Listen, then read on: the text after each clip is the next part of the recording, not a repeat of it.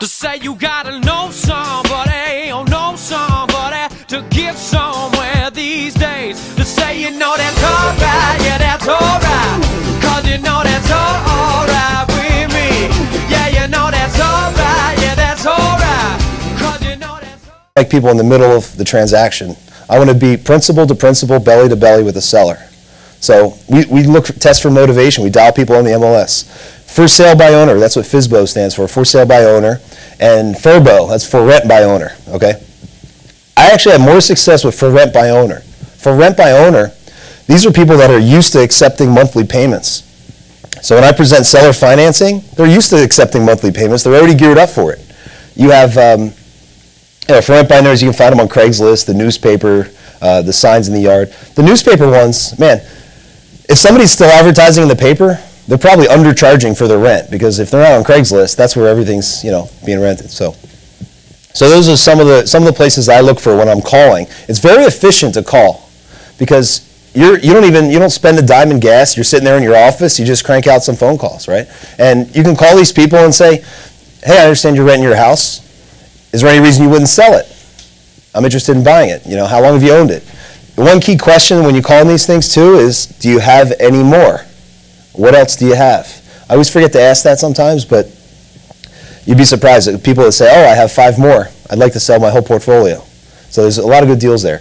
Tired and retired landlords. Well, the average life expectancy of a landlord is like 3 years. I don't mean they die. I mean they're sick of being a landlord because of the tenants' toilets in the trash. That's why I have Phil. He's a good manager. Me, on the other hand, I just want to buy houses. The retired landlords. Retired landlords are used to getting, let's say, we bought a house. The house is worth $150,000. We bought it for $160,000. Why in the world did we do that? Well, we gave her. She's used to a tenant. The tenant's she's asking $850 a month in rent. I said, "I'll tell you what. I'll give you $1,000 a month in rent, $5,000 down, and I'll buy the place, and you don't have to deal with the tenant's toilets and trash anymore." So I look like either a very weak buyer, but to her I look like a very strong tenant, right? She's used to $850 in a security deposit, and she has to deal with all the stuff. Now she doesn't have to deal with anything anymore. I give her 12 checks in the mail, $1,000 a month. There's no interest in that. $1,000 a month for 155 months, no interest. A deal like that, I paid over market value. So this is not a bricks and sticks business. This is a financing business. You're in the financing business. I'll pay $1 million for a property. I'll pay $1 million for anybody in here's house if you take it $100 a month for 1,000 months, or is that 1,000 a month for whatever? You understand the concept? So there's price and there's terms, and it's the combination, combining the two of those, that really gives you the deals. If now there's some people that all they do is make low-ball cash offers. I'm not that guy, but some people do it. I just say, open up your mind a little bit, because the money's in the financing, especially if you're flipping. It's all about price, because you're flipping it, right? It's all about price. Well, I'll show you how to flip a property.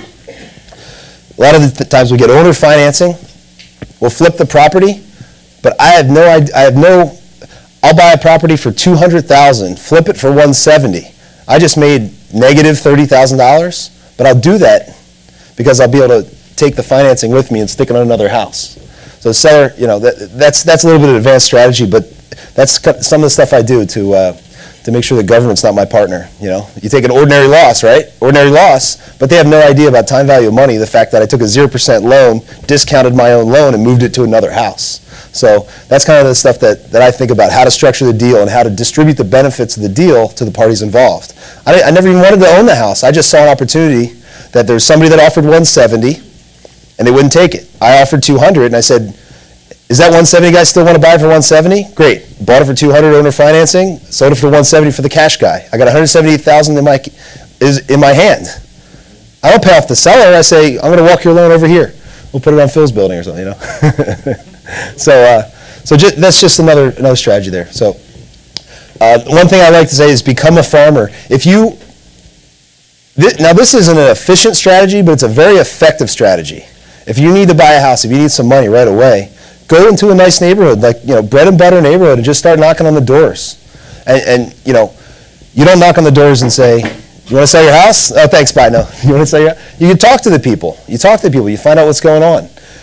You get there's a couple benefits. Number one, I mean, you got to target the right houses, and you have to approach the people the right way. The first thing I'm saying when I'm talking to these people, and many of you in the room, I don't know, a few of you in the room anyway, have been with me. Dave, you've been door knocking with me. Jason has. Kevin, where's Kevin? He's over here. He's been door knocking with me.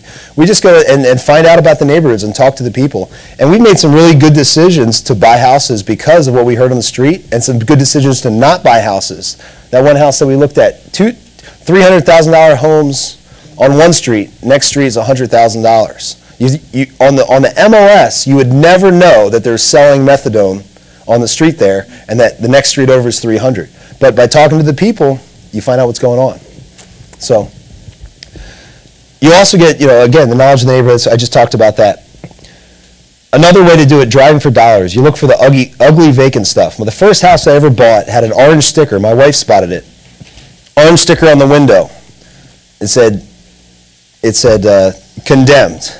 Well, the government doesn't know what they're talking about. It wasn't condemned. It was unfit for human habitation. They just put the wrong sticker on. Condemned means like they're going to actually, they bought it, and they don't know. It's code enforcement. They put the wrong sticker. But anyway, we saw the house, and it was a good deal. My first deal ever. Got under contract for $50,000, sold the contract for $65,000. So that at that point I had $15,000 in 15 days, minus $30 notary fee. 14, I was so mad. You make mistakes.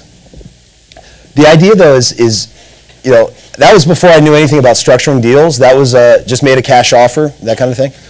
And I know a lot better now. So we're going to go over, these are some of the things I think are important. The velocity of money. I mean, making money in the business is getting your money in a deal. When I say your money, I mean other people's money.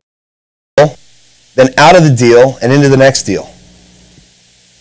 In a deal, out of the deal, and the next deal. You know what that does to your rate of return? It just catapults it, escalates it. Amazing. The next bullet point, time value of money. Does everybody have a financial calculator? If you don't have one, it's amazing to me. You go into CVS and they have all these scientific calculators. They don't have a single financial calculator. The kids aren't learning this stuff. I never learned the time value of money in school. I never learned it. I didn't know how to work present value, future value. So you need to learn that. If you get a Business Analyst 2, Texas Instruments, HP 12C, Hewlett Packard 12C, read those manuals. Those are wonderful. You can learn more about finance in the calculator's manual than they do in the school system. They don't even do anything in the school system for it. It's appalling.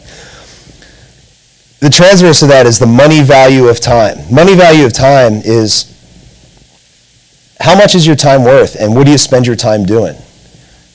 Every Monday morning, they deposit, I don't know who they is, but they deposit 168 hours into your time bank account, and then you make withdrawals, right? You make withdrawals, and at the end of the week, how did you spend those 168 hours? And you have to spend it doing the right things. So I'm not an operations guy. Phil's handling operations. I absolutely love it because I get to go do the three things that I do best. Find and sign deals, beat up banks, discount notes because I hate institutions. It's two things I hate, government and institutions. Chase, love beating them up. Bank of America, love beating them up. So we get discounts on those, and that's a really good use of my time. I'm talking like 3 or 4 phone calls and you get a $30,000 discount. What's the hourly rate? A lot, enough, right?